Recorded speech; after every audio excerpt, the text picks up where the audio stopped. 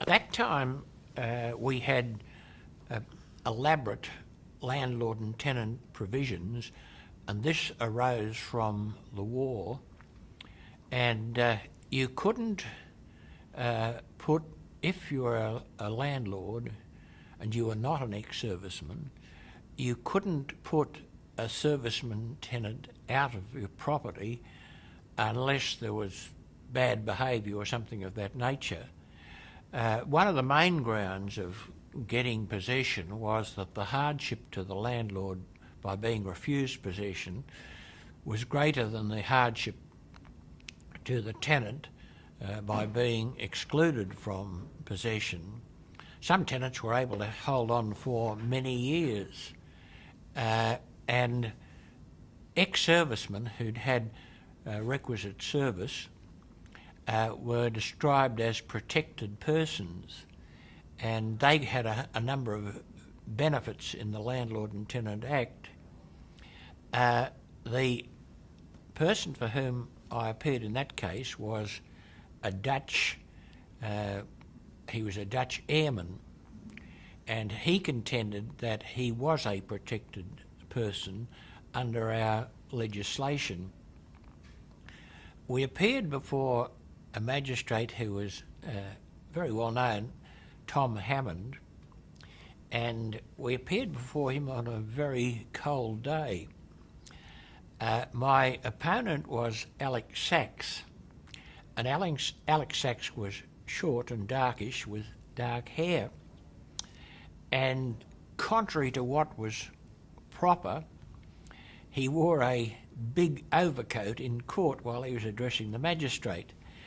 At that time, you were only permitted to wear an overcoat in court if it was a cold day and if you got the permission of the magistrate to wear that coat. It was a fairly cold day, but he didn't seek permission and stood there in his overcoat, rather to Mr. Hammond's annoyance. And he kept referring to my client as a refugee, and my client bridled at that because he'd come from what was then the Dutch East Indies, and he served in the Dutch Air Force, and he didn't like the term refugee tended to be a term of abuse at that time, and each time he was called a refugee he indicated slight irritation. And after Mr. Sachs had done this about a third time, Mr. Hammond intervened and he said, Mr. Sachs, please don't use that term refugee.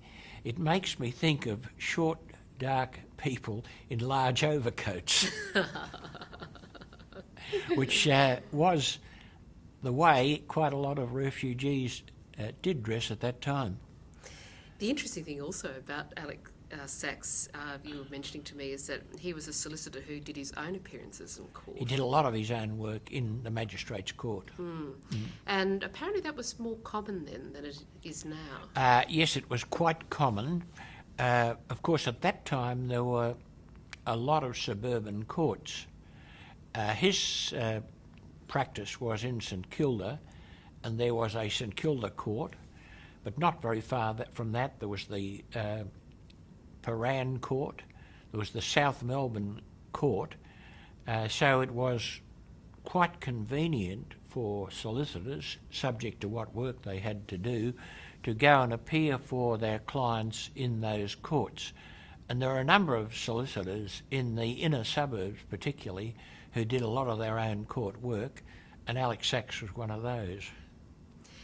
At that time too, you were saying, and this is in the post-war period, solicitors weren't getting a lot of work, I believe, whereas barristers did. There was not quite so much solicitors' work at that time, not so much in the inner suburbs, and they probably thought they would do better doing court work.